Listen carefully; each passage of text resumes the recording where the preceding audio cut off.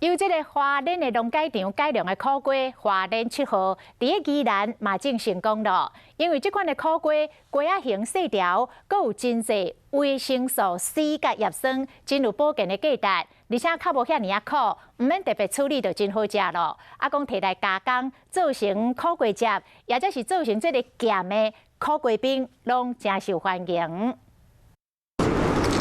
一喙加落去，口感真好，搁脆搁甜搁真侪汤，这就是花莲7号苦瓜的特性。无大粒，但是产量真大。产量高到我们这个棚架它会坍塌，所以才去立那么多的支柱。这是花莲区农业改良场，甲山苦瓜改良了后新的品种花莲7号，即马嘛离宜兰正成功啊！若是当直接摕来食，加碰果、养乐多、拍果汁拢袂歹。